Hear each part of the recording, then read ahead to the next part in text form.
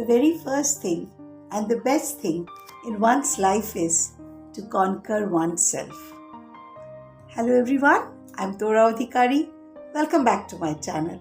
Hope my YouTube viewers are in best of the health and spirit.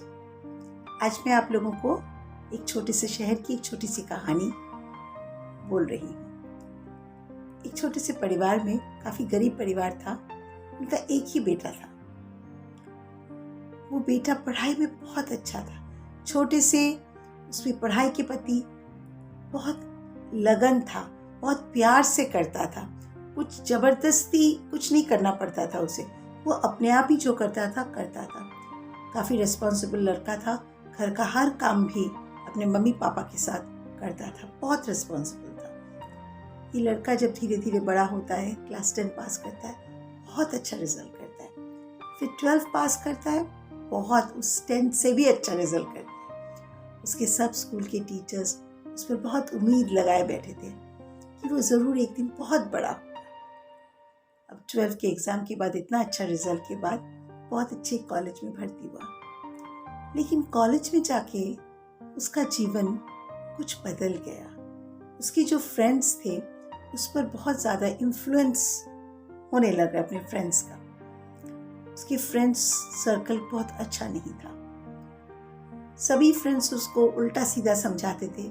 धीरे धीरे क्या हुआ, उसकी पढ़ाई पर से जो मग्न था वो एकदम चला गया। वो और पढ़ता नहीं था, कॉलेज में जाता था, बस बातें करते थे एक दूसरे से, कहीं सिनेमा देखने चले जाते थे, कहीं इधर घूमने चला जाता था, लेकिन पढ़ाई में मन नहीं था। उसके मम्मी पापा उसे देख रहे थे, उनको भी ठीक नहीं लगा।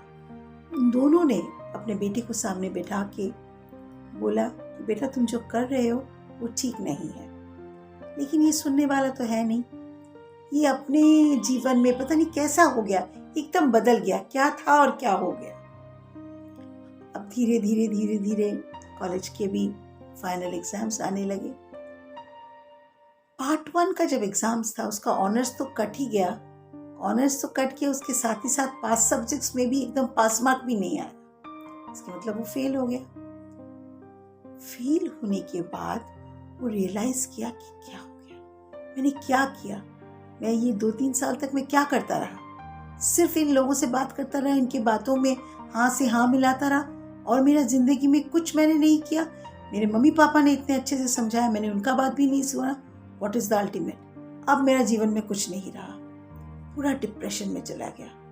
अपने आप को एक कमरे में बंद करके रख दिया। उठता है सुबह, थोड़ा बहुत खाता है, नहीं खाता है, फिर उस कमरे में इतना डिप्रेस्ड हो गया, इतना अच्छा लड़का था, अब इतना खराब रिजल्ट देख के बहुत डिप्रेस्ड हो गया। अब उसके पेरेंट्स को और चिंता होने लगा कि बेटा का क्या होगा। तो ये बात कैसे नहीं पता, लेकिन कुछ तरह मतलब कोई साधन से उसके स्कूल के प्रिंसिपल के पास ये खबर पहुंच गई। तो उसके प्रिंसिपल ने उसे बुलाया। जब स्कूल के प्रिंसिपल ने उसे बुलाया, उसे बहुत डर लगने लगा, क्योंकि वो लोग उस पर बहुत उम्मीद लगाए बैठे थे। अब अचानक प्रिंसिपल बुला रहे हैं तो उसे बहुत डर लगने लगा। पर बुलाया है, जाना तो पड़ेगा ही। तो वो जाता है, प्रिंसिपल के पास जाता है। तो प्रिंसिपल के घर में जाते, वो घर में बुलाए थे, जाता है। अभी ठंड का मौसम है, तो वो प्रिंसिपल बाहर हाथ सेक रहे थे आग में। उसे बोला, आओ बेटा बैठो। वो एक बात नहीं, चुप, सर को प्रणाम किया, चुप करके बैठा, एक बात नहीं बोल रहा है। प्रिंसिपल उसकी तरफ देख रहा है, कैसे हो बेटा, घर के लोग कैसे हैं, मम्मी पापा कैसे, ये सब बातें कर रहे हैं। करते करते अचानक प्रिंसिपल ने क्या किया, जो आग चल रहा था वहां से कोयला उठा के, छोटा सा कोयला उठा के मट्टी में फेंक दिया। और कुछ ही मिनटों में वो जैसे ही जमीन पे पड़ा, वो कोयला मतलब आग उसमें और नहीं था, आग माने बुझ गया। तो उसने अपने सर को कहा अचानक, सर आपने इसको फेंक क्यों दिया, ये तो एकदम ठीक था, एकदम अच्छा था, इसमें तो अभी भी बहुत सारा कोयले का अंश बाकी है, ये तो नष्ट नहीं हुआ है सर। तो सर बोले, अच्छा नष्ट नहीं हुआ है, अच्छा दे तो बेटा, मैं फिर इससे इसको आग में डाल देता हूँ, सॉरी। तो प्रिंसिपल ने लिया, लेके उसे फिर से उस कोयले, छोटे से कोयले में, आधा जला हुआ कोयला जो कि आग जिसका नहीं था अभी, उसको उसने फिर से आग में डाल दिया। और कुछ ही सेकंड के बाद देखा कि कोयला फिर से जलने लगा। वो देख के पता नहीं क्या हुआ, अचानक वो लड़का को बहुत खुशी हुई, उसके चेहरे में एक मुस्कुराहट आया। तो सर ने कहा, बेटा तूने इससे क्या सीखा? सर की तरफ देख रहा है, सर इससे क्या सीखना है? बोला, यही चीज तेरे जीवन में भी हुआ है बेटा। तू बहुत होनहार बेटा है, लेकिन कोई कारणवश तू भटक गया था कॉलेज में जाके। भटक के तेरा इतना खराब रिजल्ट हो गया, लेकिन ये तेरे ऊपर निर्भर करता है तू क्या चाहता है अपने आप से। अगर तू चाहे तो फिर से वही होनहार जो चीज तेरे अंदर है वो चीज फिर से वापस आ सकता है। सिर्फ चाहने की देर है। तो आज बोल कि तू मन से चाहता है तू अच्छा रिजल्ट करेगा। देखना तू एकदम फर्स्ट आएगा, कॉलेज में भी तू कॉलेज टॉपर होगा। डजंट मैटर तेरा पार्ट 1 खराब हुआ है, तू पार्ट 2 में ऐसे पढ़ेगा कि तू टॉपर हो जाएगा कॉलेज का। वो लड़का सर की तरफ देखता है और वो आग में जो कोयला जल रहा है उसकी तरफ देखता है, और उसे अपने आप रियलाइजेशन होता है कि सब कुछ उसके ऊपर निर्भर है।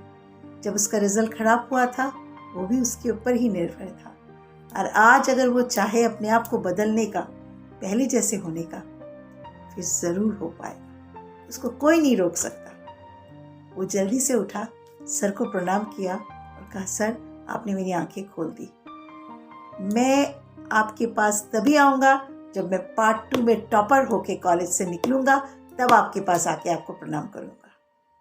तो सर बहुत खुश होते हैं और अल्टीमेटली वो सचमुच बहुत अच्छा रिजल्ट करता है। आके सर को प्रणाम भी करता है। अपने मन से सब कुछ, उस समय वो सब डिप्रेशन सब कुछ हटा के वो एकदम फोकस्ड हो गया। फोकस्ड होके पढ़ाई पे ध्यान देके अपने आप अच्छा रिजल्ट किया। अक्सर हम लोग देखते हैं, I am a school teacher, मैं देखती हूँ बच्चे छोटे छोटे मार्क्स कम होता है, ये छोटे छोटे बातों में बहुत डिप्रेस्ड हो जाते हैं। आजकल बच्चे बहुत सेंसिटिव हो गए हैं। हम पेरेंट्स को, हम टीचर्स को उसको अच्छे से डील करना है। सिर्फ डांटने से नहीं होगा। बच्चों के स्टेज में हम लोगों को उतरना होगा, प्यार से समझाना होगा। ऐसा कुछ नहीं है कि बच्चे समझते नहीं हैं, बच्चे समझते हैं, लेकिन कभी कभार क्या होता है, how to come out of the situation, ये वो लोग नहीं जानते हैं। वो लोग जो करना चाहते हैं पढ़ाई के साथ साथ, we parents and teachers have to give the liberty to let you want to do this, okay do, no problem, do it. But उसके साथ ही साथ पढ़ाई को भी करो, डांटने की भी जरूरत नहीं। See what you can do, see what change you can bring in your life. This is what I wanted to really share with all of you. Hope you like whatever I have told you have liked it. If you have liked it, please do like, share, comment and subscribe. And please, if you have still not subscribed my channel, please do subscribe my channel and click on the bell icon to get the notification whenever I upload a video. Hope to meet you very soon with a new story, with a new idea. Till then, be happy and blessed. Bye bye friends.